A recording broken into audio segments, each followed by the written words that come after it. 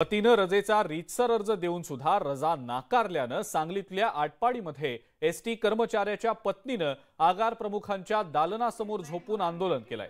या अनोख्या आंदोलनाची चर्चा आटपाडी परिसरात रंगलेली आहे। अखेर या आंदोलनाची दखल घेत संबंधित एसटी कर्मचाऱ्याला रजा मंजूर करण्यात आली आहे। तसंच कर्मचाऱ्याच्या पत्नीनं आपलं आंदोलन देखील मागे घेतलंय। विलास कदम हे 33 वर्षांपासून एसटी मध्ये चालक म्हणून सेवेत आहेत।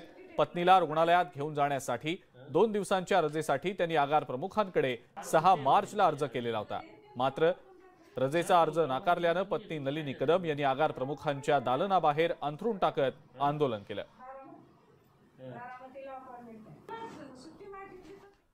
राज्यातल्या महसूल विभागातील नायब तहसीलदार पदाला इतर विभागातल्या समकक्ष पदांपेक्षा कमी वेतन मिळत असल्यानं महसूल विभागातल्या सगळ्या नायब तहसीलदार आणि इतर राजपत्रित अधिकाऱ्यांनी आता आक्रमक भूमिका घेतली आहे। बुलढाण्यातील सर्व तहसीलदार नायब तहसीलदार रजेवर आहेत। नायब तहसीलदारांना ग्रेड पे वाढवून देण्याच्या मागणीसाठी तहसीलदार नायब तहसीलदार संघटनेनं आंदोलन केलंय। मात्र तहसीलदारांच्या या आंदोलनामुळे सर्वसामान्यांचे हाल होत आहेत।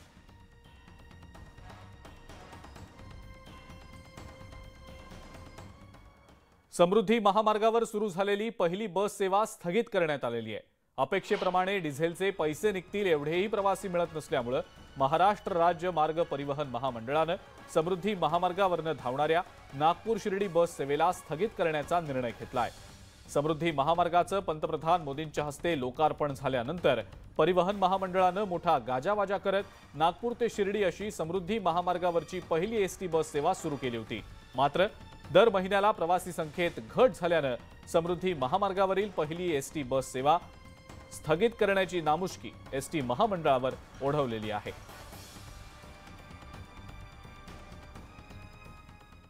यानंतरची बातमी सोलापूरमधली आहे। सोलापुरातल्या माजी नगरसेवकाच्या मुलाला बुलेट चालवत पिस्तूल हातात घेऊन रील्स बनवणं महागात पडलंय। माजी नगरसेवकाच्या मुलाचा रील्स सोशल मीडियावर व्हायरल झालेले आहेत। सलगरवस्ती पोलीस ठाण्यामध्ये आता या संदर्भातला गुन्हा दाखल झालाय। माजी एक नगरसेवक नागेश गायकवाड यांचा मुलगा चितन गायकवाड, राजू भंडारी या दोघांनी अपवादात्मक रील्स तयार करत फेसबुकवर अपलोड केलेली आहेत। बुलेट चालवत हात सोडून हातात पिस्तूल घेऊन हे रील्स तयार करण्यात आले।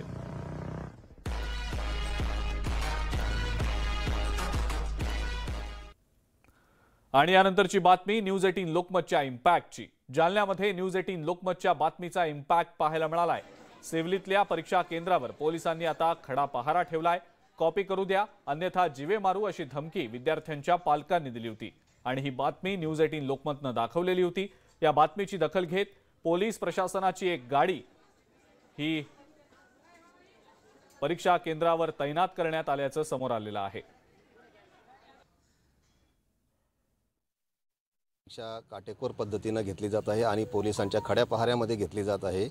तर दिनांक 8 मार्च रोजी या ठिकाणी जो गैरप्रकार झाला होता ज्याची बातमी ही न्यूज 18 ने दिली होती आणि त्या बातमीची दखल घेऊन आज या ठिकाणी खडा पहारा पोलिसांचा या ठिकाणी परीक्षा केंद्रात प्राप्त झालेला आहे आणि पोलिसांच्या या खड्या पहाऱ्यामध्ये या ठिकाणी अत्यंत कडक पद्धतीने ही परीक्षा कॉपी मुक्त जशी शासनाला अपेक्षित आहे त्या पद्धतीने घेतली जात आहे। मी सध्या जालना जिल्ह्यातल्या शेवली या ठिकाणी आहे आणि या परीक्षा केंद्रावरती आता परीक्षा सुरू झालेली आहे आणि आपण बघू शकता की हेच ते परीक्षा केंद्र आहे ज्या ठिकाणी कॉपी करू द्या नसता जीवे मारू अशा पद्धतीची धमकी जी आहे ते शिक्षकांना देण्यात आली होती आणि ही बातमी जी आहे ते न्यूज 18 लोकमतने दाखवली होती आणि त्या बातमीनंतर आज जो आहे तो पोलिसांचा खडा पहारा जो आहे तो या ठिकाणी आपल्याला बघायला मिळतो। पोलिसांची एक गाडी आलेली आहे, त्याचबरोबर 7 ते 8 पोलीस कर्मचारी जे आहेत ते या ठिकाणी आलेले आहेत। पोलिसांच्या देखरेखीखाली आजचा जो पेपर आहे तो या ठिकाणी पार पडताना आपल्याला बघायला मिळतो। कॉपी करू द्या नसता जीवे मारू अशा पद्धतीची धमकी जी आहे ते या ठिकाणी शिक्षकांना या ठिकाणी विद्यार्थ्यांच्या नातेवाईकांनी दिली होती। त्याचबरोबर दगडफेक झाल्याचा सुद्धा प्रकार जो आहे तो याच सेंटरवरती झाला होता आणि हीच बातमी जी आहे ती न्यूज 18 लोकमतने दाखवली होती आणि त्या बातमीची दखल घेऊन आज पोलीस प्रशासन सुद्धा या ठिकाणी हजर झालेला आहे आणि पोलिसांच्या देखरेखीखाली या ठिकाणी परीक्षा जी आहे ती या ठिकाणी सुरू आहे। न्यूज 18 लोकमतसाठी रवी जयस्वाल, शेवली, जालना।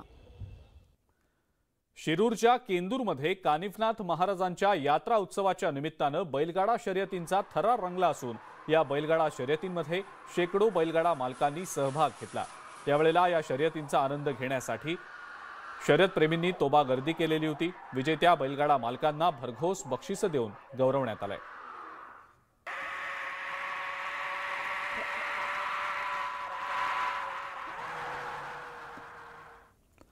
राज्यामध्ये सगळीकडे बैलगाडा शर्यतींचा धुराळा उडालेला असताना भिवंडी तालुक्यात पहिल्यांदाच केंद्रीय राज्यमंत्री कपिल पाटलांनी आयोजित केलेल्या खासदार क्रीडा महोत्सवात बैलगाडा स्पर्धेचं आयोजन करण्यात आलं. या स्पर्धेत सहभागी होण्यासाठी 15 जिल्ह्यांमधल्या 3000 बैलगाडा दाखल झालेल्या होत्या. केंद्रीय राज्यमंत्री यांचं भव्य दिव्य स्वागत करताना त्यांना सुद्धा बैलगाडीमध्ये बसवून व्यासपीठावर आणण्यात आलं.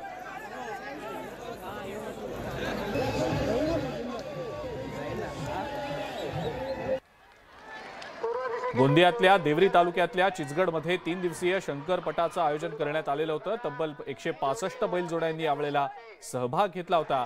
शंकरपटाचा हा थरार पाहण्यासाठी मोठी गर्दी झाली होती.